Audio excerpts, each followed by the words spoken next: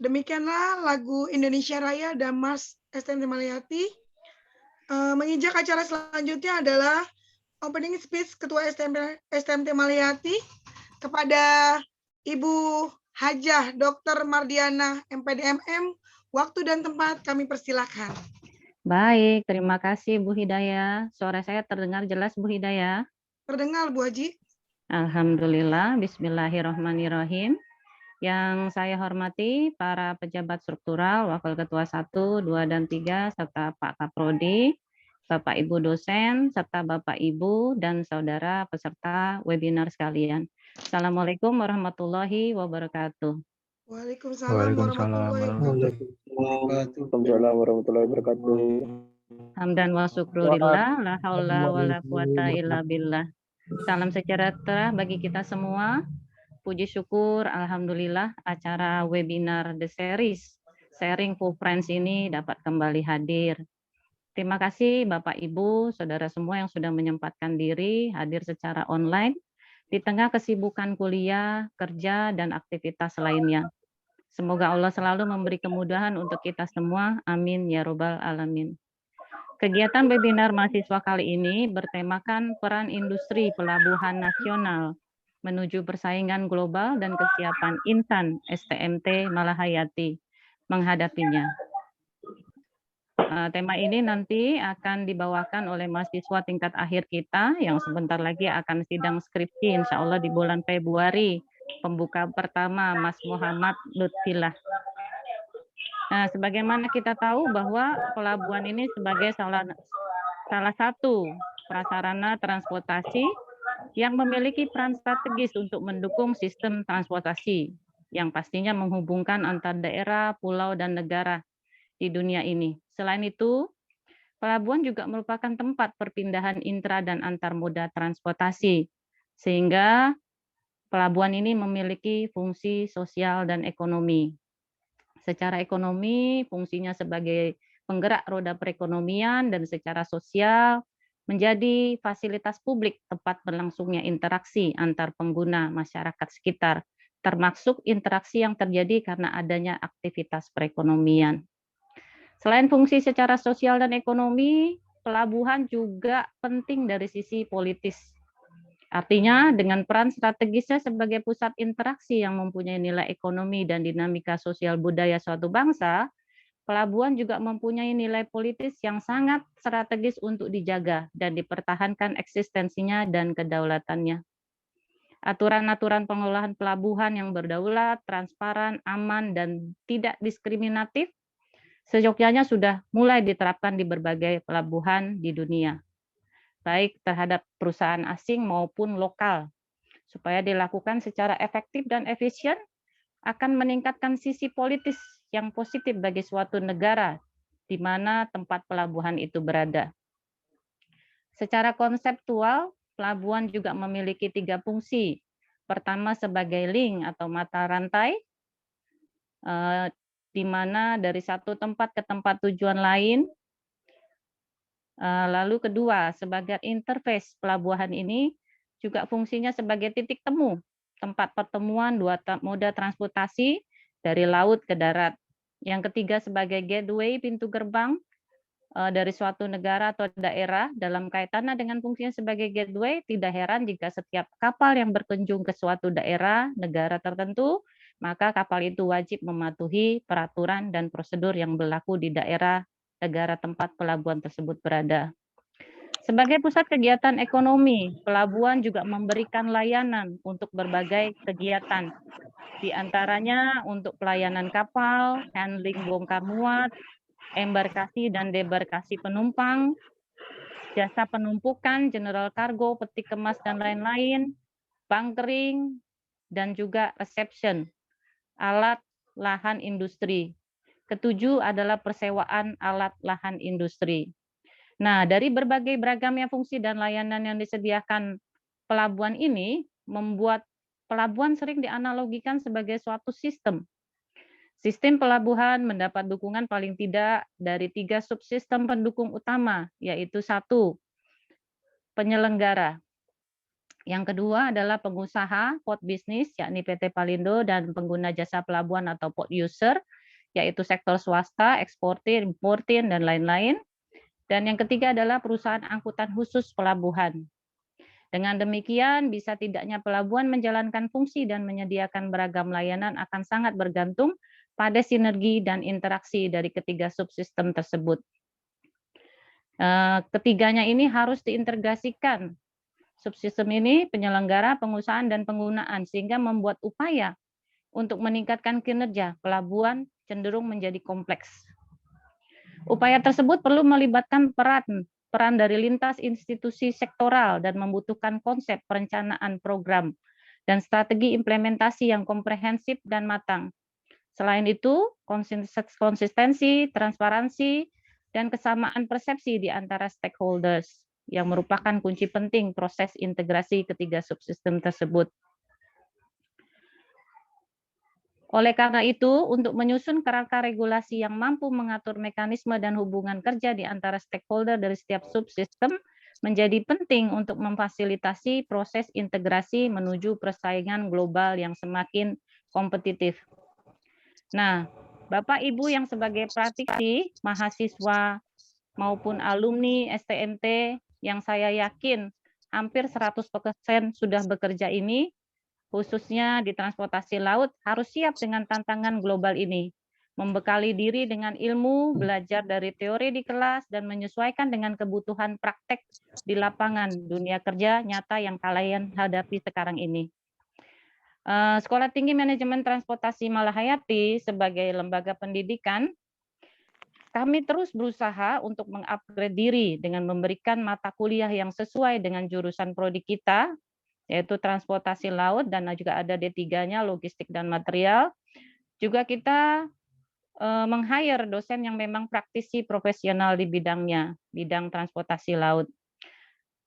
Melalui sharing friends ini, kami harapkan mahasiswa dapat makin membuka wawasan, saling sharing keilmuan terkini tentang dunia kerja di bidang transportasi, khususnya transportasi laut. Insya Allah ilmu yang dibagikan akan menjadi mantap dan membawa keberkahan dalam hidup. Amin.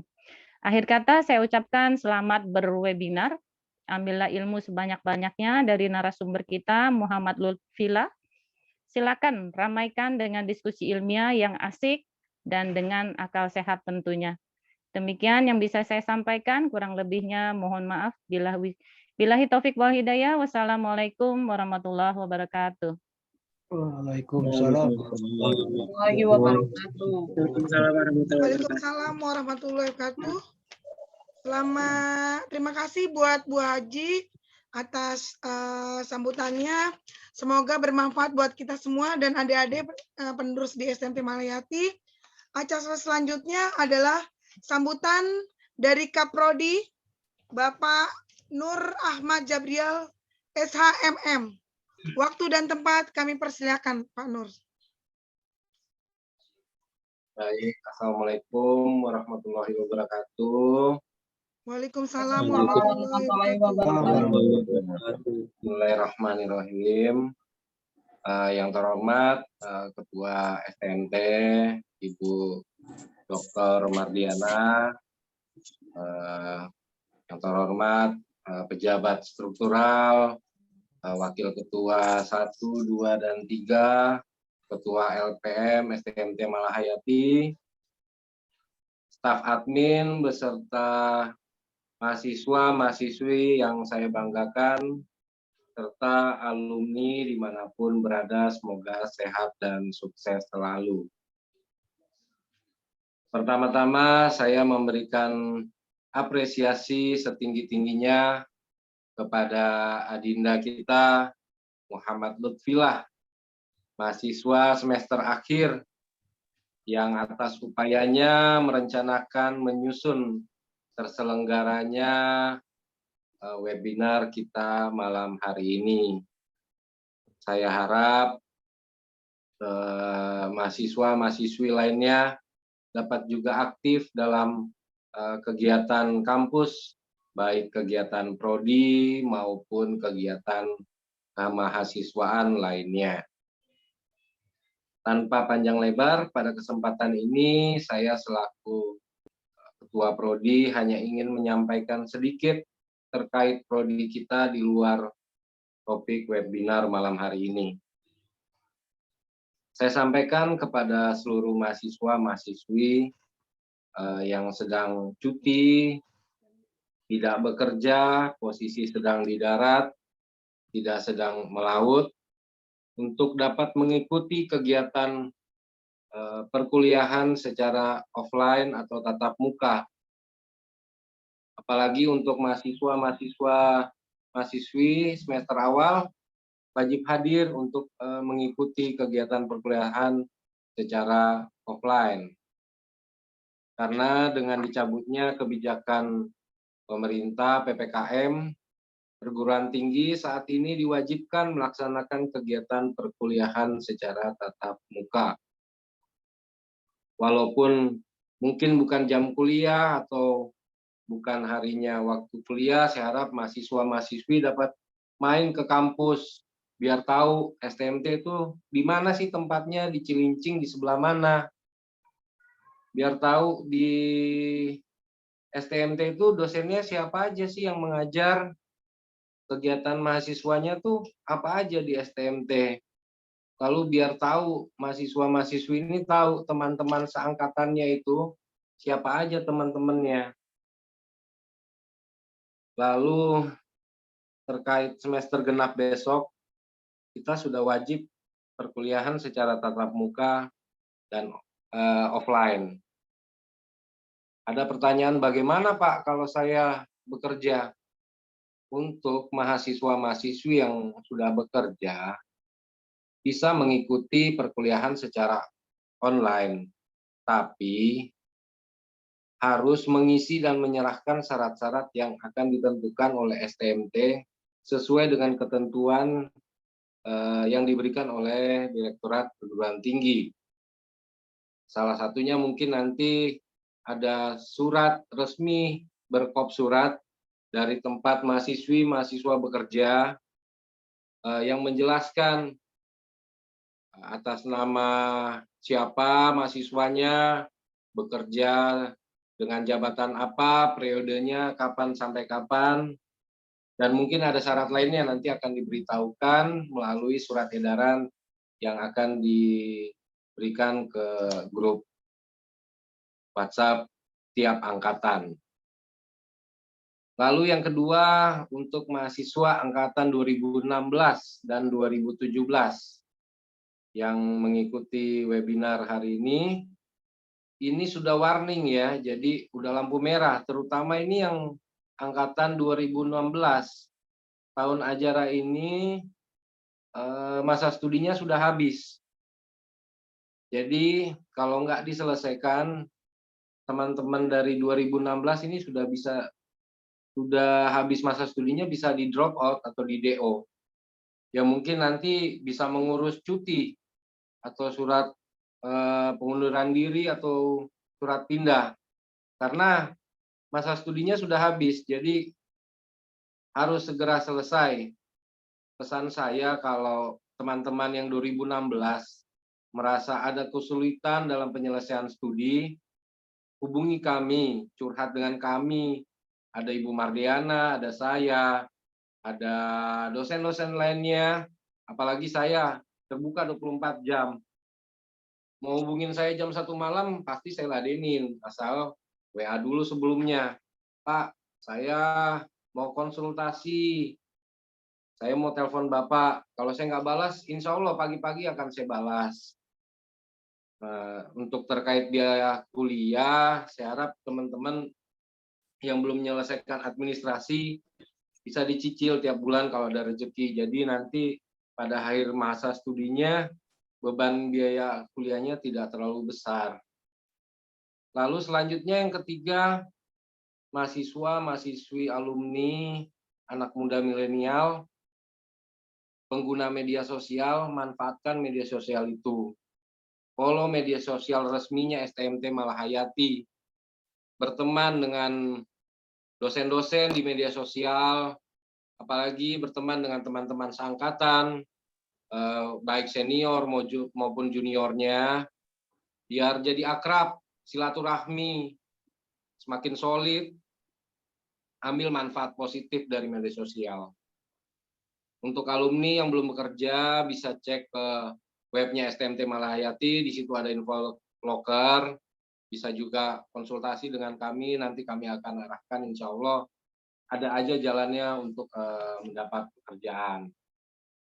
Lalu yang terakhir dari saya, STMT Malahayati sekarang mengaktifkan kembali Prodi D3 Manajemen Logistik dan Material. Kalau ada teman, saudara, ajak gabung di STMT Malahayati, baik di S1 maupun di D3-nya. Jadi, jadilah bagian marketing untuk kampus kita sendiri. Bersama-sama promosikan kampus kita. Dan jangan lupa, jaga nama baik kampus kita, selalu berattitude yang baik dimanapun kalian berada. Jadilah paling terbaik di top line yang terbaik. Mungkin ini saja dari saya. Semoga bermanfaat, menjadikan kampus kita lebih baik lagi ke depannya. Amin ya robbal alamin. Wassalamualaikum warahmatullahi wabarakatuh. Waalaikumsalam warahmatullahi wabarakatuh. Terima kasih buat Pak Jabriel. Semoga bermanfaat buat kita semua, serta mahasiswa-mahasiswi STMT Malahayati yang akan dapat meningkatkan dari kualitas lulusan dari STMT Malahayati. Amin amin rabbal alamin. Acara selanjutnya adalah webinar tentang peran industri. Mohon kiranya Ibu Ketua STMT Malahayati membuka webinar ini. Baik, Bu Hidayah. Dengan mengucapkan Bismillahirrahmanirrahim, webinar malam ini saya buka. Terima kasih, Bu Hidayah. Terima kasih, Bu Haji Mardiana. Selanjutnya, acara ini saya serahkan dengan MC Pak Harmuzan, SPD MM. Waktu dan tempat kami persilakan. Oke, terima kasih Ibu Hidayah. Teman-teman, Assalamualaikum warahmatullahi wabarakatuh. Waalaikumsalam Warahmatullahi wabarakatuh. Waalaikumsalam warahmatullahi wabarakatuh. Good morning, everyone. Morning, sir. Good morning, good evening. Evening Okay. kali, Pak. Evening No. kali. But already evening, Pak. No, karena good morning itu semangatnya itu beda dibandingkan good evening, Oh, good Oke. afternoon. Morning Karena saya lihat nih everyone. teman-teman kayaknya kayak serius banget nih gitu. Kenapa sih? Kalau gitu, morning spirit everyone. Yes. Yes. Good morning. I say once again.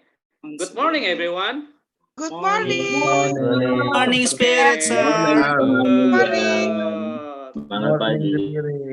Terima kasih teman-teman sudah mengeluarkan semangatnya ya di malam ini mungkin kalau misalnya yang ada di Indonesia yang ini kan kita ketemu malam nih di sisa tenaga kita di malam ini setelah kita aktivitas bekerja kita meluapkan lagi semangat kita untuk sama-sama belajar, sama-sama sharing di pertemuan malam ini. Terima kasih kepada Ibu Ketua STMT Malahayati, Ibu Mardiana yang sudah memberikan kesempatan kepada kami semua ini untuk melakukan sharing. Lalu yang terhormat Bapak Kaprodi, Bapak Nur Jabrial, lalu para pejabat STMT Malahayati, ya, tadi saya sempat melihat ada Pak Sukardi ya, sama Ibu Hidayah, terima kasih Ibu. Dan teman-teman mahasiswa, ya mungkin ada mahasiswa juga ya, yang udah meluangkan waktunya untuk join ke kita nih. Join di mana malam ini kita akan melakukan sharing ilmu dan sharing pengalaman. Apalagi salah satunya ada salah satu narasumber nih, ceritanya nih dari salah satu mahasiswa kita yang cukup berprestasi ya. Waduh, jangan terbang dulu nih Mas Lutfi ya. Yang cukup berprestasi. Nah, Mas Lutfi ini boleh sedikit saya ceritain ya profilnya Mas Lutfi ini ya. Jadi mungkin teman-teman bisa ngeliat Mas Lutfi udah buka kamera nih. Wah, kelihatan ganteng banget nih Mas Lutfi nih. Nah, nama lengkapnya itu Mohon adalah izin, Muhammad. Pak Hujan. Siap, Mohon izin. siap Ibu. Kalau bisa setiap semua mahasiswa buka kamera. Wah, itu tuh biar kelihatan Kasihan tuh. yang orang berbicara tidak buka kamera, kasihan. Oke teman-teman, silakan buka kameranya teman-teman. Buka kameranya biar yang tadinya lagi ngantuk-ngantuk, yang tadinya lagi apa namanya, lagi makan, buka aja kameranya, biar kita semua semangat. Oke, sudah semua? Sudah. Sudah ya? Sudah siap, sudah semua. Oke, mari kita coba review nih siapa sih nih sebenarnya narasumber kita nih. Saya juga penasaran nih, katanya juga mahasiswa saya nih, kayak gitu nih. Nama lengkapnya itu adalah Muhammad Lutfillah. Benar ya, Mas Lutfi ya? Lahirnya itu di Palu, wah orang Palu nih, orang jauh, orang timur. Tanggal lahirnya itu 30 September 1997. Wah, masih muda banget nih Mas Lutfi nih. Nah, kalau dilihat dari riwayat pendidikannya, Mas Lutfi itu SD, SMP, SMA itu lama di Palu ya Mas ya, lama di Palu, SD-nya di Maluku Utara, terus SMP SMA itu di Palu. Nah yang saya paling notice itu di pendidikan ketika masuk ke akademinya, itu Mas Lutfi itu masuk ke D3 Politeknik Maritim AMI Makassar ya? Ya Pak. Di Prodi Ketatalaksanaan Pelayaran Niaga dan Kepelabuhan. Wah itu keren banget ini ilmunya nih. Terus lanjut lagi dari D3 masuk lagi D4. Wah, D4 di kampus yang sama, yaitu Politeknik Maritim AMI Makassar. Prodinya beda nih, prodinya Bisnis dan Logistik Maritim. Wah, Masya Allah, ini pasti ilmunya udah luas ya. Nah, beliau setelah lulus dari D4, lalu melanjutkan S1-nya di kampus kami tercinta nih, kampus kita tercinta, yaitu STMT Mahalayati nih. Prodinya prodi manajemen transportasi. Nah, selagi beliau melanjutkan S1 di kampus tercinta kita, beliau juga sedang menyusun S2-nya ya, Mas Lutfi ya, di Universitas Gorontalo. Ya Pak. Prodi Magister Manajemen. Wah, keren banget nih Mas Lutfi. Benar-benar udah jiwa muda, terus haus akan ilmu-ilmu yang ilmu-ilmu yang baik ya, gitu, ilmu-ilmu tentang manajemen nih, seperti gitu. Nah itu sekilas dari riwayat pendidikannya Mas Lutfi. Lalu kita lihat riwayat pendidikan, riwayat pekerjaannya Mas Lutfi, yaitu awal bekerja itu tahun 2018 ya Mas Lutfi ya, sebagai staf operasional di PT Pelindo. Pelindo 4 cabang Pantoloan. Oke. Setelah itu baru naik jabatan menjadi SPV Operation and Logistik di PT Sinar Abadi Pantoloan Transport. Lalu masuk lagi ke Pelindo sebagai officer HSSE dan Bina Pelanggan Terminal Peti Kemas PT TPK Pantoloan. Dan yang terakhir itu sebagai tutor ya Mas ya, tutor pendamping praktik kerja atau PKL atau ASDOS pada Universitas Muhammadiyah Palu. Wah keren banget ini Mas Lutfi ini. Prodinya prodi ekonomi, konsentrasi ekonomi pelabuhan ya. Wah kalau misalnya ini audiensnya kita real, saya mau give applause buat Mas Lutfi. Ayo teman-teman, kalau misalnya bisa kita tepuk tangan buat Mas Lutfi. Keren. Oke. Nah, di malam yang cerah ini kita akan melakukan temanya hujan, itu adalah Pak, di sini hujan, Pak. Oh, hujan ya. Waduh, berarti rezekinya makin gede dong, makin banyak dong. Amin. Nah, di malam yang ini kita akan melakukan sharing for friends temanya itu, yaitu peran industri pelabuhan nasional menuju persaingan global dan kesiapan insan STMT Mahalayati dalam menghadapinya. Jadi peran industri pelabuhan nasional itu apa aja nih strateginya nih untuk menghadapi persaingan global seperti kayak gitu. Oke, kayaknya saya udah banyak ngomong nih. Kayaknya saya banyak ngomong kayaknya nggak terlalu penting-penting banget. Yang penting adalah materi dari Mas Lutfi sendiri, benar nggak teman-teman? Siap. Oke. This is for the opening. Okay, please welcome Mr. Lutfi. Enjoy the show. Okay. Thank you, sir. Oke, baik. Assalamualaikum warahmatullahi wabarakatuh. Waalaikumsalam warahmatullahi wabarakatuh. Salam sejahtera untuk kita semua. Shalom, Om Swastiastu, Namo Buddhaya, salam kebajikan. Yang terhormat Ketua Yayasan Malahayati, yang terhormat Ketua STMT Malahayati, Ibu Dr. Mardiana, yang terhormat struktural STMT Malahayati, Wakil Ketua 1, 2, 3, yang terhormat Ketua Prodi STMT Malahayati, Bapak Nur Ahmad Jabrial, serta para dosen yang hadir pada malam hari ini. Dan yang saya banggakan, seluruh rekan-rekan mahasiswa dan alumni STMT Malahayati yang sempat hadir pada acara ini. Puji syukur atas kehadirat Allah Subhanahu wa Ta'ala, dalam limpahan rahmatnya kita dapat menghadiri acara ini dengan topik peran industri pelabuhan nasional menuju persaingan global dan kesiapan insan STMT Malahayati menghadapinya. Baik, sebelum saya mulai, PowerPoint saya dulu.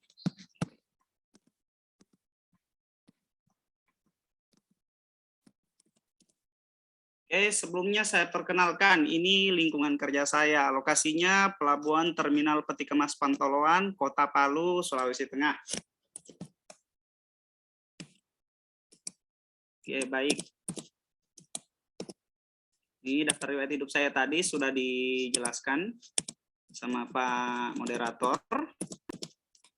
Baik. Sebelumnya, apa itu industri pelabuhan? Industri pelabuhan merupakan salah satu entitas negara yang sangat penting dalam mendukung peningkatan ekonomi di dalamnya. Memiliki banyak pelaku-pelaku usaha yang telah diatur oleh berbagai undang-undang dan instansi yang berwenang. Dalam proses bisnisnya, alur yang terjadi di pelabuhan sangatlah panjang. Untuk itu, pelaku yang ada di dalam bisnis pelabuhan maupun masyarakat luar perlu adanya pemahaman umum yang terjadi pada industri pelabuhan.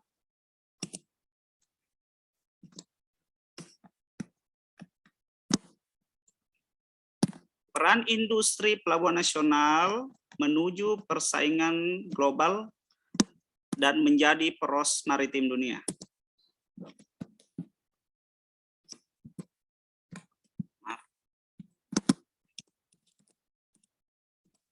Oke, dilansir dari Antara,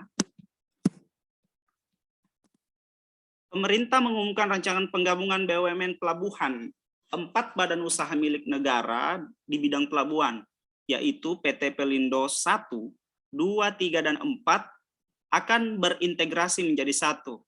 Jadi sebelum adanya Pelindo Pasca Bersatu, Pelindo ini dibagi atas 4 segmen regional, yaitu Pelindo 1 yang bertempat di Belawan, Pelindo 2 dengan pusat Jakarta Tanjung Priuk, Pelindo 3 pusatnya di Tanjung Perak Surabaya, dan Pelindo 4 pusatnya di Makassar.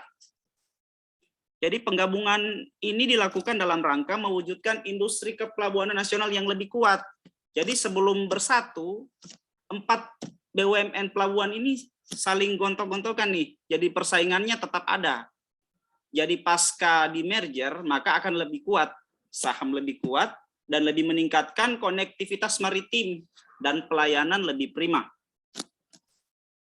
Jadi hadir dalam penyampaian rancangan penggabungan ini Direktur saya kemarin Pak Pelindo 1 Prasetyo, Direktur Utama Pelindo 2 Pak Arif Soehartono, terus di Pelindo dari Pelindo 3 ada Pak Putut Sri Mujianto, dan Direktur Pelindo 4 Pak Prasetyadi merembuk menjadi satu menghadap ke Pak Presiden untuk membicarakan tentang inisiasi Kementerian BUMN untuk melanjutkan proses konsolidasi BUMN dalam layanan pelabuhan serta diusulkan masuk dalam progres strategis nasional PSN sesuai arahan Presiden dan membentuk BUMN baru yang bernama PT Pelindo. Oke.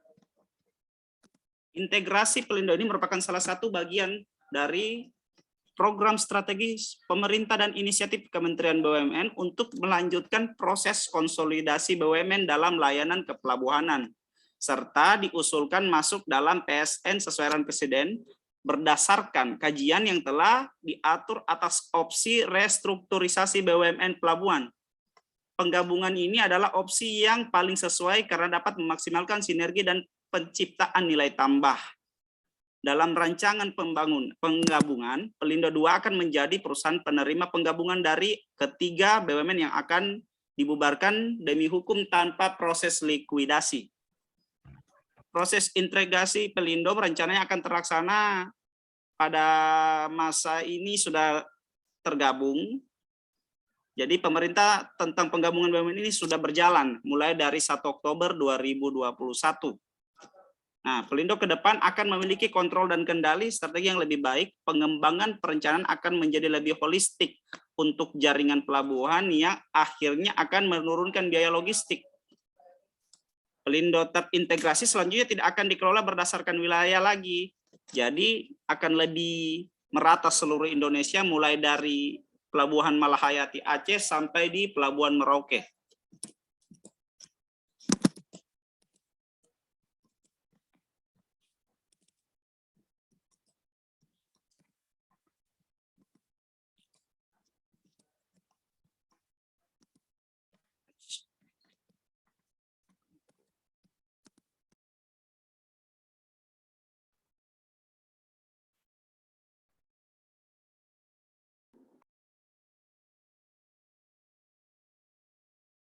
Mas Lutfi suaranya nggak kedengeran itu. Mas Lutfi boleh dibuka, itu kayaknya kepencet mute-nya. Untuk sorry Mas Lutfi, untuk nanti pertengahan sesi nanti kita akan adakan sesi pertanyaan 2 kali sesi ya. Di tengah nanti di akhir. Siap, siap. Oke. Lanjut lagi, pemfokusan klaster-klaster bisnis akan meningkatkan kapabilitas dan keahlian yang akan berdampak pada peningkatan kepuasan pelanggan melalui kualitas layanan SDM yang lebih baik dan peningkatan efisiensi dalam penggunaan sumber daya keuangan, aset, dan SDM. Nah nih, dari kata Pak Arif Suartono, Direksi Pelindo, terintegrasinya Pelindo memiliki banyak manfaat bagi perusahaan maupun bagi ekonomi nasional. Salah satunya ialah dengan membuka kesempatan perusahaan ini untuk go global. Integrasi ini akan meningkatkan posisi Pelindo menjadi operator terminal peti kemas terbesar ke-8 di dunia dengan total throughput peti kemas sebesar 16,7 juta TEUs.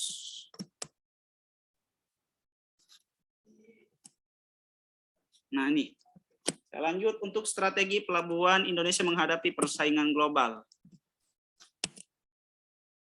Jadi Indonesia ini merupakan negara kepulauan terbesar di dunia yang memiliki berbagai potensi ekonomi untuk dikembangkan. Dengan dukungan letak geografis yang 90% perdagangan global diangkut melalui jalur laut. Dan tercatat 40% diantaranya melewati perairan Indonesia. Peluang pelabuhan Indonesia menjadi pemain besar dalam perdagangan internasional disampaikan oleh Pak Presiden Jokowi pada pertemuan East Asia Summit ke-9 di Nay Phi Thiau, Myanmar pada 13 November 2014 melalui konsep poros maritim dunia. Presiden Jokowi mengatakan konsep poros maritim dunia dapat diwujudkan melalui 5 pilar utama. Pertama, membangun kembali budaya maritim.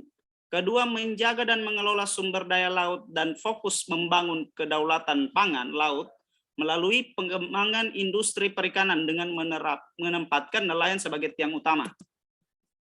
Ketiga, pengembangan infrastruktur dan konektivitas maritim dengan membangun tol laut, deep sea port, logistik, industri perkapalan, dan pariwisata maritim. Keempat, mengembangkan diplomasi maritim dengan bersama-sama menghilangkan sumber konflik di laut. Dan terakhir atau kelima, membangun kekuatan pertahanan maritim.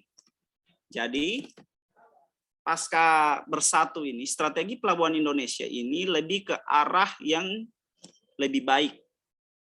Pada dasarnya, kita akan menjadi bangsa maritim yang seperti kita gaungkan. Maka dengan bersatunya Pelindo ini, strategi kita untuk bisa mencapai lebih baik lagi dalam rangka untuk menjadikan Pelindo sebagai operator terbesar ke-8 di dunia. Jadi Pelindo dalam hal ini pemerintah Indonesia, karena kita lebih mengangkat ini karena saya sebagai praktisi di Pelindo sendiri, maka dengan ini saya mengangkat ini agar cita-cita menjadikan Indonesia sebagai negara poros maritim dunia itu salah satunya diwujudkan melalui integrasi ini. Jadi rencana besar pemerintah nih melalui Pelindo melakukan integrasi menjadi strategi untuk bisa menyeragamkan standar pelayanan agar kita bisa bersaing di kancah dunia. Baik.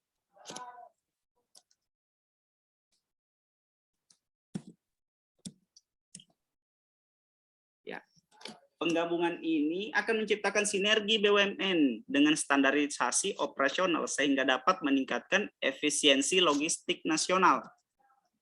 Biaya logistik nasional relatif lebih tinggi dibanding negara lain untuk saat ini.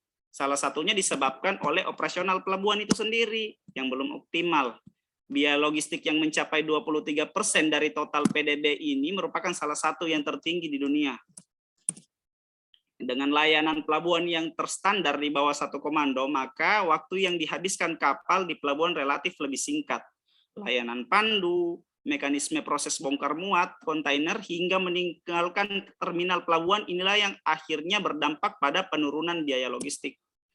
Proses kepelabuhanan di Indonesia ditargetkan untuk menghabiskan waktu sekitar 1 hingga 2 hari saja. Tidak hanya mempersingkat waktu, prosedur dan proses pengurusannya juga semakin mudah dan sederhana.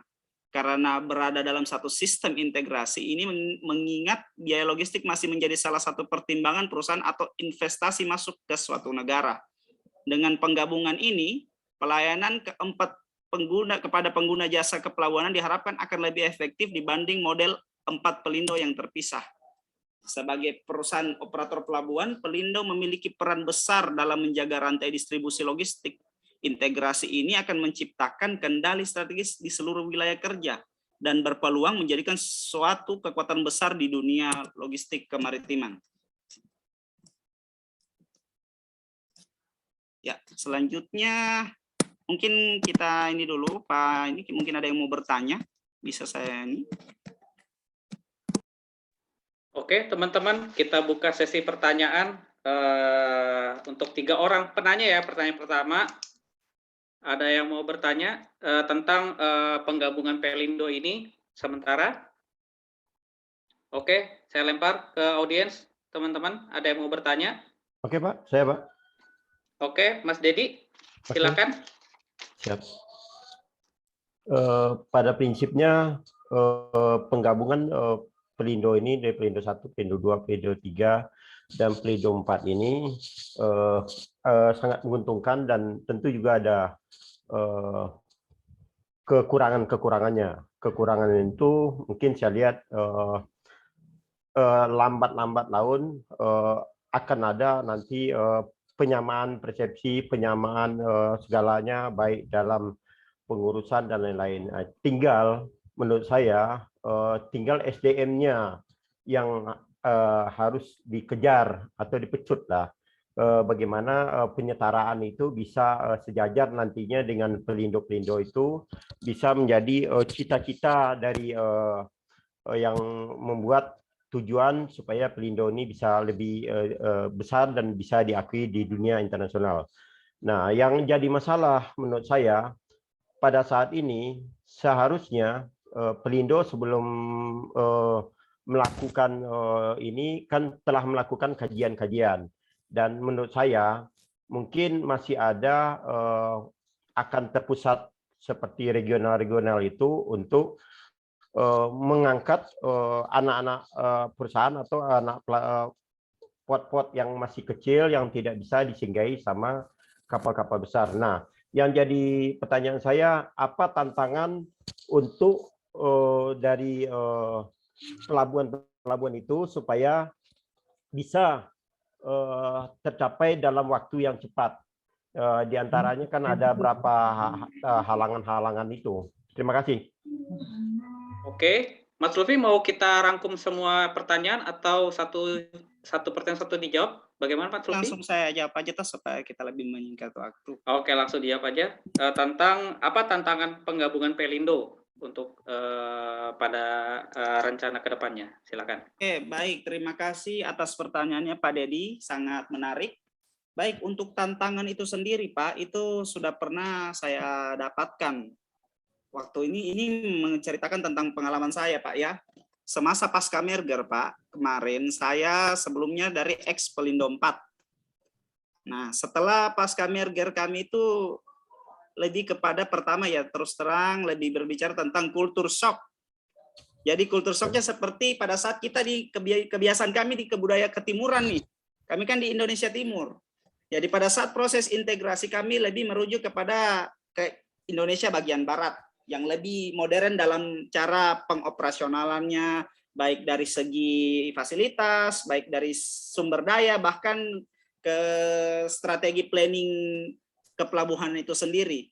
Yang menjadi tantangan bagi saya ataupun teman-teman saya ya untuk saat ini, kami mempersiapkan diri baik dari dalam bentuk skill ataupun dalam bentuk tingkat pemahaman secara total tentang kepelabuhanan itu suatu tantangan. Karena tiap pelabuhan memiliki perlakuan yang berbeda. Sebagai contoh, saya di Pantoloan.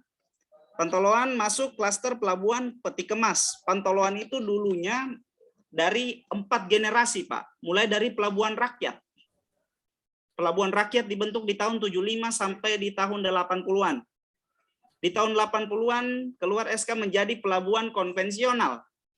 Setelah menjadi pelabuhan konvensional, masuk lagi di zaman pelabuhan umum. Dan terakhir masuk di zaman pelabuhan peti kemas. Nah, dalam hal proses integrasi ini kami justru mendapat tantangan bagaimana kami bisa maju sejajar dengan yang lain. Nah, sebagai contoh kami masuk sekarang, Pelindo sekarang membelah ada 4 entitas subholding. Baik itu pertama Pelindo Multi Terminal, kemudian Pelindo Solusi Logistik, terus Pelindo Terminal Peti Kemas, dan yang terakhir Pelindo Jasa Maritim. Nah, entitas-entitas ini yang membuat seperti yang Bapak bilang tadi, tantangan kami bagaimana kami bisa bersaing untuk dan mengangkat nama Pelindo ini melalui itu. Seperti itu Pak. Mungkin kalau lagi dari segi tantangannya lebih besar kepada sumber daya Pak. Karena menyatukan 4 entitas yang berbeda itu sangat berat. Samalah kita seperti Indonesia ini, multikultur. Nah, begitupun di dalam satu perusahaan Pak, multi etnis, multi kebudayaan perusahaan itu berbeda-beda. Dan bagaimana tantangannya, itulah yang menjadi tantangan untuk kita satukan sekarang, menyamakan persepsi untuk bisa jauh lebih baik menjadi operator terkemuka yang seperti digaungkan oleh jajaran direksi kami untuk bisa menjadi operator ke-8 terbesar di dunia. Seperti itu Pak, mungkin. Oke, ada lagi teman-teman yang akan bertanya. Apa sudah cukup Pak Dedi? Cukup Pak. Saya apresiasi juga dengan ini saudara saya di timur nih. Kalau saya akan di Priuk ini. Kebetulan saya akan di Terminal Peti Kemas Tanjung Priuk. Makanya ya, yang saya ceritain tadi ini kan nggak jauh dari ini. Dilema kita yang ya, dari Pak. Bawah bagaimana kita ini. Nah, kebetulan di kami juga ini kita ini curhat aja dikit Pak ya. Nggak apa-apa ya. Siap. Ya. Kebetulan saya akan di Terminal Peti Kemas Koja juga akan melakukan merger dengan JCT. Nah, ya. Itu dilema juga dengan peringkat juga gitu loh. Nah, kita sama-sama pelabuhan internasional, sama punya bapak, sama punya pemilik, semuanya. Cuma tentu ada masing-masing yang ini gitu loh. Nah, siap. Dari sini kita juga emang di sekarang ini benar yang dibilang Mas Lutfi tadi, kita digenjot bagaimana bisa menyamakan dulu dari bawah sampai ke atas supaya nanti nyampe di atasnya itu rata gitu loh. Jadi apa yang diinginkan pemilik itu bisa akan tercapai. Nah, ini makanya saya bertanya dengan pengalaman teman-teman yang di di daerah timur sana. Saya bukan mengecilkan, tapi rata-rata kami di Priok mungkin peralatan kami lebih canggih, lebih dulu dapat Ya. ini, di sana lebih konvensional, dan kebetulan kami udah memiliki semuanya itu modelnya digital ya.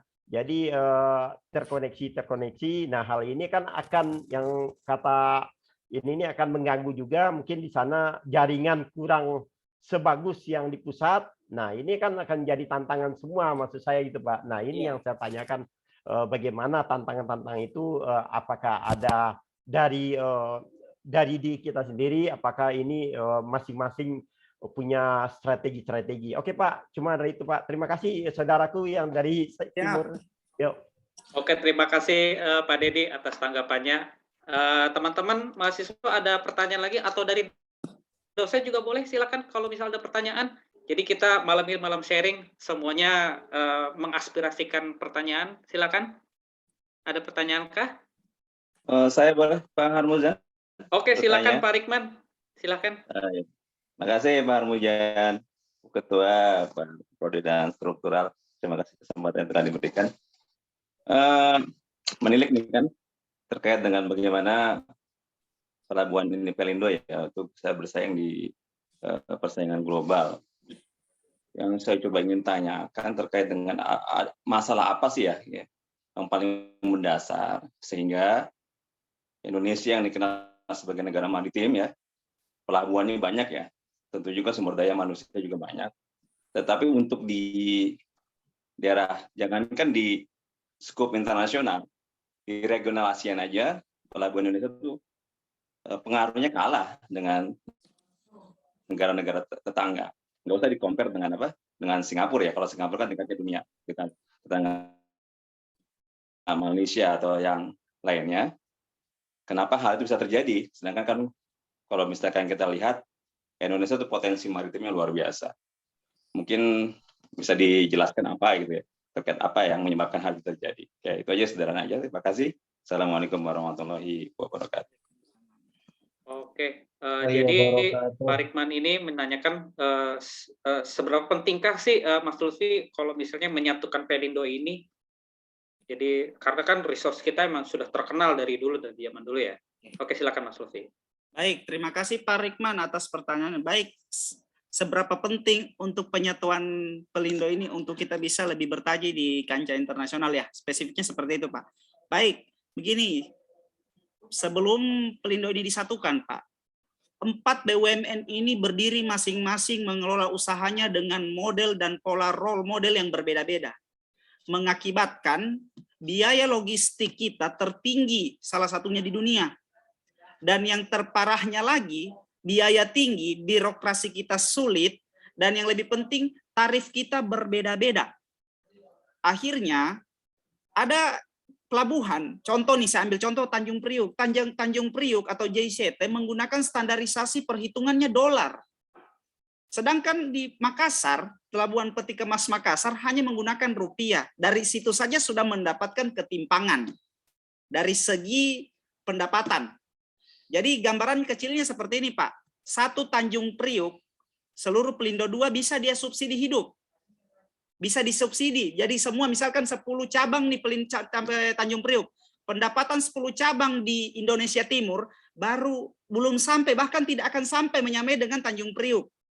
Makanya Pelindo sekarang ini disatukan agar penyeragaman tarif dari segi birokrasi bisa standarisasinya sama. Walaupun mungkin dari segi fasilitas ataupun peralatan berbeda, tetapi dari pola pelayanan, standar operasional prosedur, ataupun tarifnya bisa seragam, sehingga kita bisa seragam dan tarif kita tidak fluktuatif dan pendapatan kita jauh lebih kuat. Jadi saham kita nih yang tadinya cuma ada 4 disatukan, jadi lebih kuat kan. Jadi pada saat untuk kita maju ke tingkat yang lebih tinggi, kita bisa bersaing, Pak. Dari segi throughput pun berbeda. Nah, yang paling lagi tantangannya untuk disatukan gini, sebelum bersatu, hub ekspor itu hanya 1. Ada 2 malah, hanya 2 saja yang bisa besar, di Tanjung Perak dan di Tanjung Priok. Selebihnya hanya subvendor saja. Jadi semua yang mengekspor ini hanya di 2 titik ini. Nah, kalau sudah bersatu dari sisi titik manapun, mau dari Belawan Pak, mulai dari Tanjung Priuk, Tanjung Perak, ataupun dari Makassar atau Bitung, semua sudah sama, standarisasinya sama. Jadi lebih kepada pola standarisasi Pak. Sebelum kita bisa melaju kepada yang tingkat lebih tinggi, kita harus melakukan standarisasi dulu, penyeragaman keseluruhan, seperti itu Pak. Oke. Jadi lebih apa? Ada PR internal dulu ya sebelum kita bersaing regional gitu ya. Jadi benahi Ya, dulu Pak. di dalam dulu. Lebih kepada itu Pak. Dulu. Nah, jadi setelah bersih baru kita bersaing ke regional gitu ya. Oke. Jadi karena memang dilihat dari potensi yang luar biasa Indonesia itu harusnya pelabuhannya itu bisa jadi nomor 1 lah minimal di ASEAN. Gitu. Siap. Oke. Baik, mana sih Mas Lutfi? Oke, saya tambahin dikit Pak ya. Boleh saya tambahin dikit Pak ya? Saya tambahin dikit ya di si Mas Lutfi ini. Oke, emang sebelumnya ini emang yang diceritain tadi udah cerita dikit, permasalahan dan efektivitas pelabuhan ini emang sangat ini antara 1, 2, 3, dan 4. Macam-macam, mulai dari Darlington, Demuret, ya, peralatan penunjang, aktivitas, dan sumber daya manusia. Dan tadi saya bertanya dengan Mas Lutfi dengan SDM-nya. Emang yang diceritakan dijawab barusan adalah benar itu.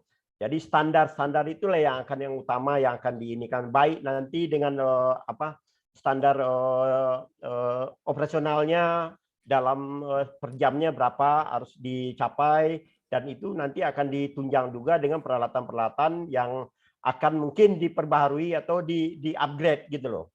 Mungkin seperti itu yang ini. Dan ada yang lebih ini lagi.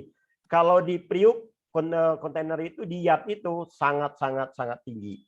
Dan mungkin perlakuannya antara ini jadwal pengambilan kontainer di Tanjung Priuk itu kalau bisa pemilik ini dia delay, dia lama-lama. Tapi pelabuhan tidak bisa seperti itu. Tapi itulah yang akan disamakan nanti. Mereka harus mengeluarkan kontainer dari yard atau dari pelabuhan dengan standar yang sudah dibakukan semua, disamakan. Termasuk juga tarif-tarifnya. Nggak ada lagi persaingan tarif. Yang si A harus segini, si B harus segini. Paling nanti yang dapat mereka itu insentif dari pelabuhan-pelabuhan supaya mereka bisa datang dengan membawa kontainer kosong, tapi membawa kontainer ekspor yang berisi yang lebih banyak gitu loh. Ya. Itu yang akan dikejar oleh pemilik supaya kita bisa menjadi negara eksportir yang besar. Karena kalau sekarang ini pelabuhan-pelabuhan pun itu standarnya juga nggak sama. Di Tanjung Priuk umpama kolamnya 16, mungkin di tempat lain belum sampai segitu. Jadi kapal-kapal generasi terakhir itu belum bisa mampir ke pelabuhan regional atau pelabuhan kecil yang nggak bisa diinin ya. Sementara mungkin yang dibilang Mas Lutfi benar, itu tuh mungkin itu jangka panjang kali saya lihat ininya. Kalau kami pun dari Priuk, tapi kami udah pakai QCC yang yang generasi yang ke sebelum ini. Nah, kami lagi proses pengadaan juga supaya kenapa kapal-kapal besar itu bisa di-handle langsung dari negara asal itu, walaupun berapa kali kapal-kapal besar itu sandar dan mereka apresiasi pelayanan kami dengan kecepatan yang lebih dia harapkan gitu loh. Jadi intinya gini, kapal itu akan mau berlama-lama, bukan berlama-lama, maksud saya akan mau singgah ke pot-pot yang ada di Indonesia dengan catatan mereka pelayanan yang dikejar utama. Yang kedua, mereka nggak mau berlama-lama di pelabuhan, tapi mereka akan sebentar singgah di pelabuhan-pelabuhan itu dan mereka akan mendapatkan waktu yang cepat sampai ke pot berikutnya. Itulah yang akan diinikan Jadi intinya begini, kalau udah disamakan persepsinya, disamakan waktunya, standarnya semua, ini akan tercapai apa yang dimau oleh Indonesia untuk menjadi terminal terbaik di dunia gitu, Pak. Oke, good. Karena keterbatasan waktu, mari kita lanjutkan lagi materinya Mas Lutfi. Karena masih banyak nih slide-nya sepertinya nih. Ya. Silakan Mas Lutfi.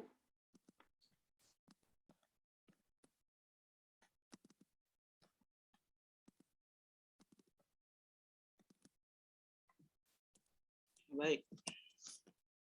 Saya bahas lagi sebelum terintegrasi, Pelindo itu terbagi berdasarkan wilayah regional.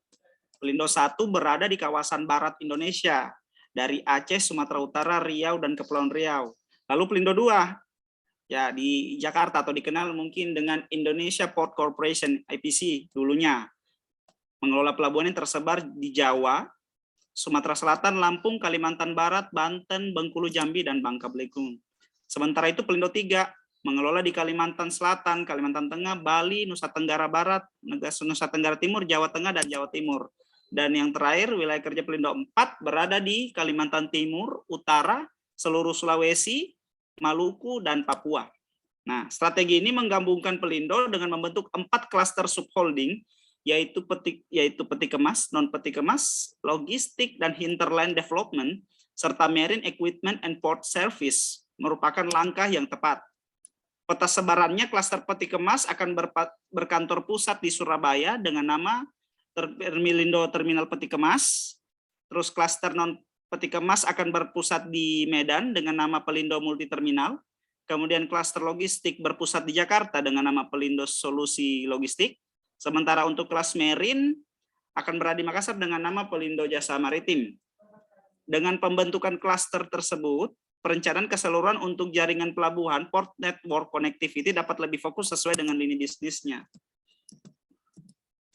Oke, baik. Saya lanjut saat ini, saya langsung ke sini. Ya, core business. Jadi yang seperti Bapak tadi tanyakan, core business ini dibentuk ada 4 klaster, Pak. Ya, ini mengantisipasi yang Bapak tanyakan tadi, tantangan-tantangan apa saja yang dihadapi. Jadi Pelindo membentuk subholding ada 4, yaitu klaster peti kemas, klaster non peti kemas, klaster logistik dan pengembangan daerah pesisir hinterland, dan klaster kelautan, peralatan, dan pelayanan pelabuhan. Pengelompokan klaster bisnis ini dilakukan agar membuat pengembangan bisnis Pelindo lebih terfokus, meningkatkan kemampuan dan keahlian SDM yang bekerja di setiap klaster, sehingga mampu bekerja dengan lebih efisien dan membuat kepuasan pelanggan meningkat. Jika ini terjadi, maka akan membuat pangsa pasar yang lebih luas dan menaikkan keuntungan perusahaan. Jadi, dengan adanya 4 klaster ini, Pak, akan membentuk satu entitas baru, Pak, mengembangkan bahwa Pelindo ini sekarang sudah lebih kuat dan bisa bersaing. Nah, sebagai contoh, laba Pelindo di throughput-nya, Pak, ya, throughput kemarin mencapai 16,4 juta TEUs di tahun 2021 pasca merger. Jadi bisa dipastikan bahwa rencana jangka panjang pelabuhan kita ini, suatu pelabuhan Indonesia dalam hal ini Pelindo, bisa bersaing. Sangat bisa. Singapura saja yang sekecil itu bisa bersaing, apalagi kita yang sangat luas ini dengan 4 pelabuhan hub utama. Apabila ini jalan dan semua klaster-klaster ini dikelola dengan baik, pasti saya yakin kita bisa jadi yang nomor 1.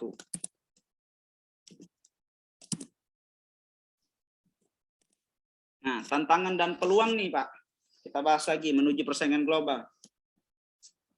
Seperti dilansir Republika, setelah merger, PT Pelabuhan Indonesia mencatatkan peningkatan laba sepanjang 2021 dengan Grup Head Sekretariat Perusahaan Pelindo, Alu Mulyono, mengatakan kinerja audit Pelindo pada 2021 mencatatkan laba sebesar 3,2 triliun. Bayangkan saja, belum lama kita disatukan, bisa mendapatkan laba segini. Bagaimana apabila kita sudah berjalan optimal dari seluruh Indonesia menerapkan satu klaster yang sama, atau pola pelayanan yang sama, walaupun dengan keterbatasan yang ada, baik dari sisi peralatan ataupun sumber daya, tapi dengan pengelompokan ini, kita bisa mendapatkan aksi ini dengan keadaan yang serba kekurangan lah, seperti contoh saja, seperti kami yang di Indonesia Timur, dengan segala yang ada saja kita bisa membantu. Adanya ini, dengan di sini, dengan adanya laba ini bisa membantu meningkatkan semua, bahkan mungkin dari DJICT bisa melihat kinerja di pelabuhan kami yang tadinya dulunya kalau datang dari Pantoloan misalkan bisa 3-4 hari, sekarang bisa dipangkas jadi waktunya tinggal 2 hari, seperti Bapak bilang, Pak Dedi bilang tadi kan, dipangkas dari yang tadinya 4 hari bisa jadi 2 hari waktu tunggunya. Nah, seperti itu, Pak. Nah, oke, saya bahas sedikit mungkin ke potret industri pelayaran nasional. Ada hubungannya dengan pelabuhan kita. Ada yang tahu istilah OBOR, One Belt One Road nih. Nah, ekspansi Cina menguasai dunia. Oke, baik, saya bahas sedikit. Dalam pertemuan Global Maritime Fulcrum Belt and Road Activist GMF BRI, Cina sudah menyiapkan rancangan framework untuk bekerja sama di Kuala Tanjung, Sumatera Utara sebagai proyek tahap pertama.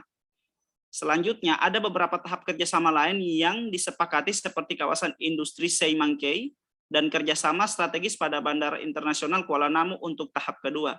Kemudian pengembangan strategi di kawasan Sungai Kahayan, Kalimantan Utara, pengembangan kawasan ekonomi khusus Bitung, Sulawesi Utara, proyek kawasan ekonomi khusus Palu, dan proyek pembangunan smelter di Pantoloan, Sulawesi Tengah.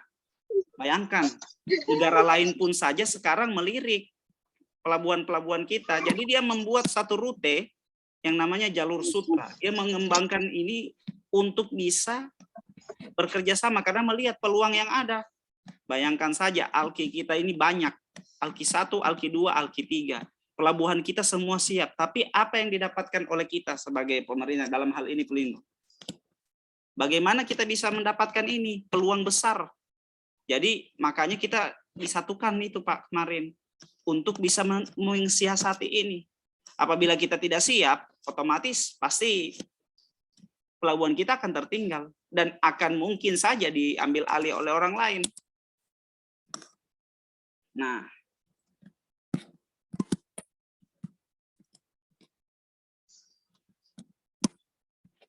tol laut dan poros maritim. Nah, ini kita bahas tentang poros maritim. 5 tahun ke depan, pemerintah menargetkan akan membangun 24 pelabuhan sebagai infrastruktur pendukung tol laut. Tertuang dalam rencana pembangunan jangka menengah nasional 2015-2019 dan 2019-2024. Program tol laut ini menjadi bagian penting pelayaran maritim dunia. Apalagi Presiden Cina Xi Jinping akan membangun kembali jalur pelayaran sutra modern abad 21. Jadi jalur sutra ini Cina akan membangun kembali jalur sutra modern lewat laut. Jadi mereka akan buat ini.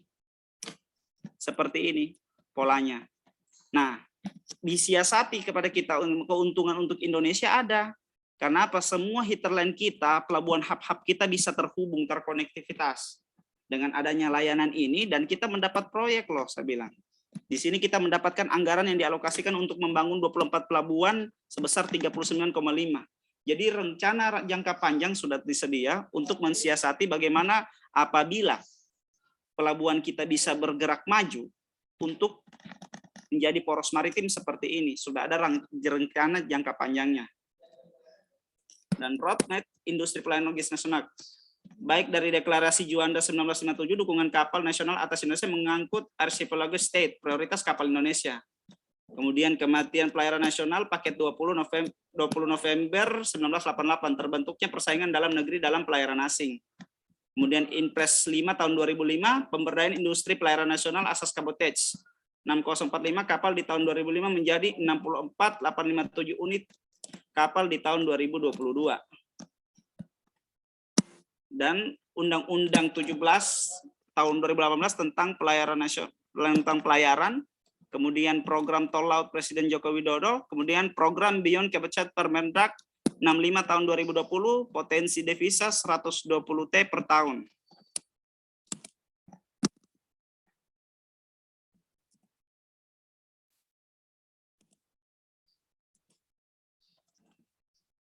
Oke. Kita masuk ke tantangan industri kepelabuhanan nasional, poros maritim. Jadi pengembangan budaya maritim kita yang harus kita lebih tingkatkan, di mana budaya maritim Indonesia dari dulu terkenal sebagai bangsa dengan tingkat maritim yang sangat besar, baik dari segi apapun itu, baik dari sisi pelabuhan, dari sisi tentang perikanan, atau bahkan tentang pariwisata, bagaimana kita mengembangkan itu. Kemudian pengembangan infrastruktur maritim. Jadi bagaimana pemerintah kita untuk mengembangkan infrastruktur kita ya seperti penyeragaman itu tadi. Sebagai contoh kemarin ada QCC, alat bongkar muat yang direlokasi ke Pelabuhan Makassar Newport untuk mengefisiensi dan mengembangkan infrastruktur yang ada. Kemudian peningkatan eksplorasi melalui pelestarian sumber daya kelautan. Nah, ini sudah terjadi, bagaimana kita lihat juga Kementerian Kelautan kita bisa mengembangkan ini, dan tidak lepas dari pelabuhan kita juga, dari Pelabuhan Pelindo juga, seperti itu. Meningkatkan eksplorasi baik dari sisi yang kita biasa sebut atau kita biasa dengar itu ekspor. Nah, melalui dari sisi ini kita dapat. Diplomasi maritim. Jadi diplomasi ini bukan berarti kita tidak berdiplomasi. Jadi pelabuhan-pelabuhan besar pun akan bersaing ataupun berkompetitif dengan Pelindo melalui jalur diplomasi ini bisa kita kembangkan. Kita bisa menerapkan sistem yang mereka dapat, atau mungkin kita bisa belajar atau pertukaran sumber daya. Kita bisa menjadi poros maritim kalau kita bisa mampu, kuat, pasti kita bisa. Seperti itu. Nah ini, porsi biaya logistik door to door. Jadi untuk saat ini, Indonesia masih biaya logistik salah satu yang tertinggi di ASEAN bahkan di dunia. Karena apa ini? Seperti yang dilansir oleh INSA, meski berperan besar dalam kelancaran kegiatan logistik nasional, namun porsi biaya angkutan laut freight terhadap total biaya logistik hanya 19%, sedangkan sisanya ada di darat. Jadi bayangkan sebesar ini pelayaran itu hanya bisa mendapatkan sekian dari yang ada. Nah, bagaimana kita menjadikan jalur konektivitas kita? Apabila dari sisi laut kita saja kita sudah logistik lebih tinggi. Jadi itu yang bisa menyebabkan barang-barang kita jadi mahal dan bahkan kita tidak bisa bersaing seperti ini. Jadi mungkin lebih kepada bagaimana kita bisa mengecilkan biaya logistik kita dengan penyatuan dan penyeragaman yang ada supaya seluruh Indonesia sama, bahkan ke tingkat nasional ke internasional pun juga sama. Jadi tidak ada pembedaan. Nah, kalau ada berbeda-beda seperti tadi, kita masih di 4 regional yang berbeda. Biaya pun berbeda-beda, bahkan birokrasinya pun berbeda-beda. Akhirnya kita tidak bisa bersaing. Kalaupun bersaing, paling kita bisa bersaing antar diri kita sendiri. Nah, dengan adanya penyatuan, kita bisa meningkatkan jauh lebih baik. Sampai sini mungkin ada yang mau ditanyakan? Oke. Untuk sesi terakhir, kita karena keterbatasan waktu, saya kasih satu pertanyaan lagi. Mungkin dari mahasiswa yang lain yang mau bertanya, silahkan. Kayaknya dari perwakilan yang perempuan dong, yuk. Iya nih, yang perempuan nih. Ayo, kamu bisa. Iya, katanya zaman emansipasi, tapi ketika ditanya seperti kayak gini diem. Bagaimana ini zaman emansipasi nih gitu. Silakan. Ayo berani. Kalau enggak aku yang nanya nih. Aku mau nanya dari tadi nih. Waduh, udah gatal nih Mas Mulyadi nih. Ayo. Saya izin tanya, tapi jangan diketahuin kalau misalkan pertanyaannya agak konyol ya. Oh enggak dong. Silakan, Mbak. Silakan. Kita sama-sama belajar, Mbak. Oke, silakan, Mbak. Oke, izin bertanya untuk Mas Lutfi. Kan tadi saya sempat mendengar untuk charge di pelabuhan Pantoloan dengan Priuk itu memang berbeda. Karena emang untuk dari Priuk jelas alatnya itu lebih modern dan lebih canggih kemungkinan kayak gitu. Dan juga Priuk merupakan pelabuhan terbesar di Indonesia. Mungkin, nah untuk dari pelabuhan Pantoloan tersebut, apakah ada untuk proses ekspor, mungkin ekspor keluar atau kapal yang masuk ke pelabuhan Pantoloan atau hanya untuk domestik saja? Oke, baik. Saya jawab, Mbak ya. Boleh. Untuk saat ini Pelabuhan Pantoloan juga melaksanakan kegiatan ekspor impor, Mbak. Tetapi semua satu pintu hubnya ke Surabaya atau Jakarta, tidak ada langsung.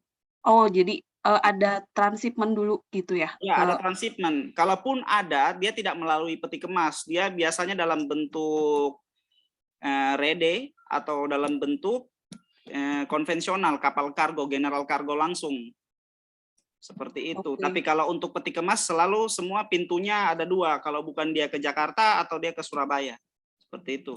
Oke, berarti ya belum ada yang direct ke luar gitu ya. Jadi otomatis ada transshipment dulu, entah itu ke Priuk ataupun ke Surabaya gitu.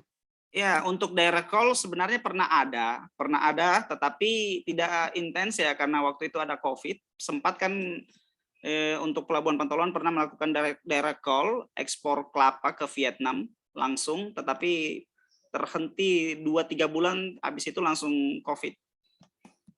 Oh, jadi sekarang masih belum dimulai lagi ya, Pak? Sampai sekarang belum ada lagi. Oke. Nah, paling itu saja sih, soalnya saya tadi sempat penasaran apa yang membuat jadi perbedaan antara Priuk dengan Pantoloan gitu. Tapi tadi udah dijelaskan, jadi ya udah paham. Oke, Bu Mbak Murniati jangan manggil Pak ke Mas Lutfi, soalnya seangkatan masih mahasiswa soalnya. Iya. Manggilnya Mas aja. Nggak enak nanti ntar disangka orang tua nanti.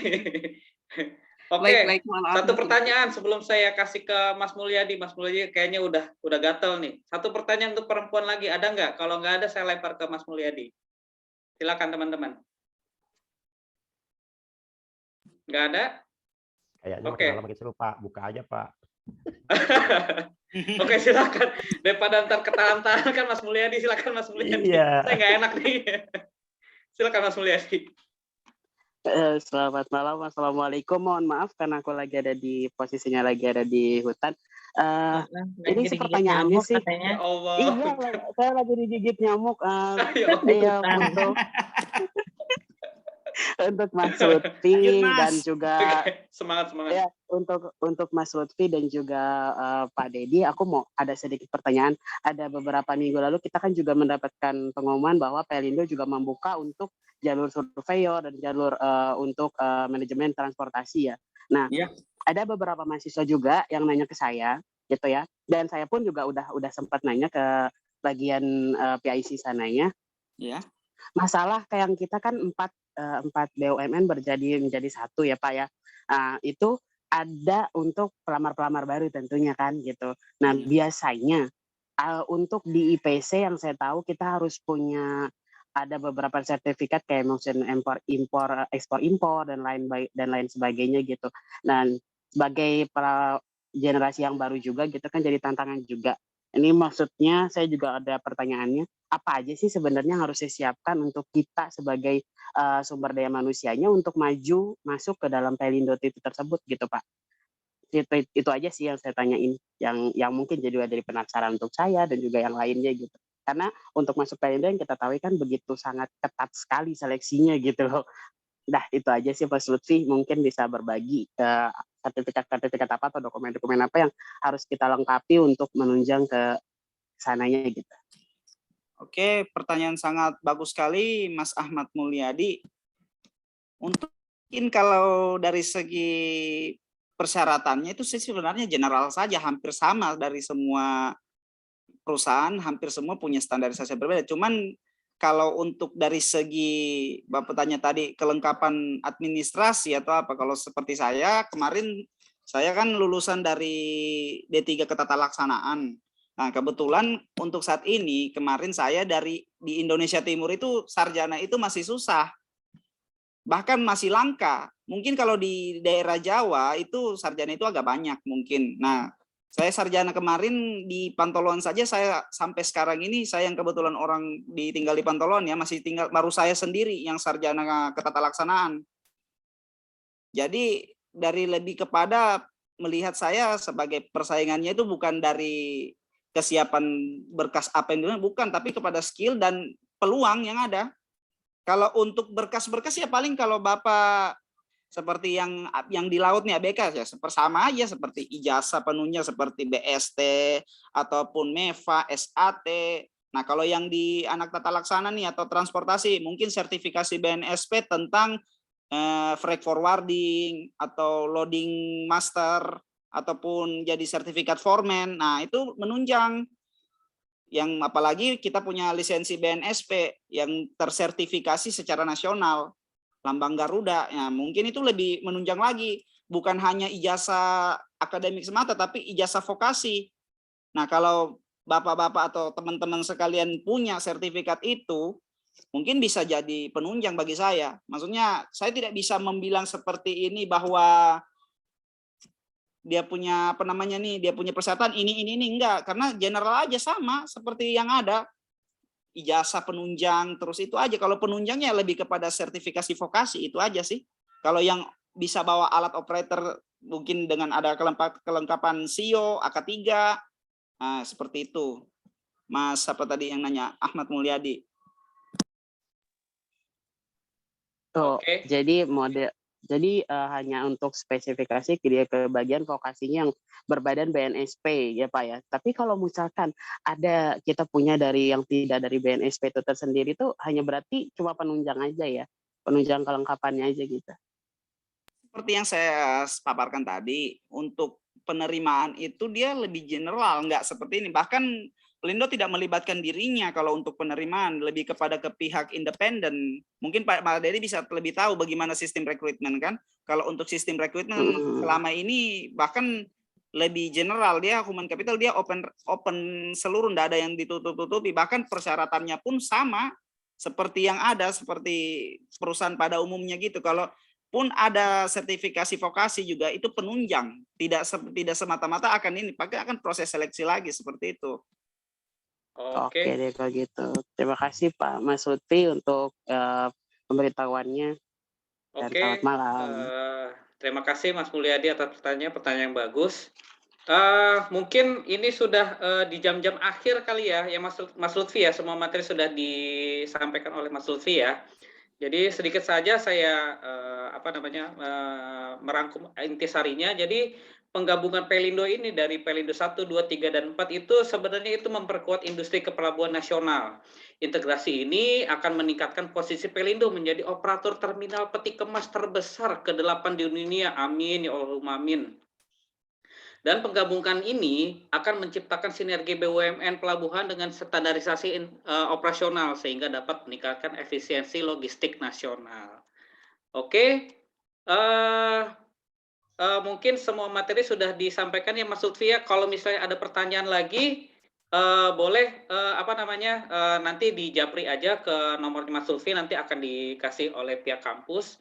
Dan kalau misalnya ada sesuatu hal yang masih mengganjal, boleh didiskusikan ke orang yang berpihak ya. Oke, terima kasih. Saya serahkan lagi acaranya ini kepada Bu Hidayah. Silakan Ibu Hidayah. Terima kasih. Terima kasih buat Pak Harmujan dan Mas Lutfi. Semoga webinar hari ini bermanfaat buat kita semua dan adik-adik yang lainnya. Sebelum ditutup acara ini, tolong kamera dibuka, kita foto bersama. Silakan buka kameranya. Tampakkan pesonamu. Tampakkan kegantenganmu. Ayo, dibuka semua kameranya. Senior saya nih, Rahmat Anugrah Amin nih. Pak Nur atau masalahnya gelap ini, Bu. Yang foto. Ya, saya foto, Bu. Ayo, yang bagus. Sebar pesona. 1, 2, 3. Pesona sama nyamuk, Bu.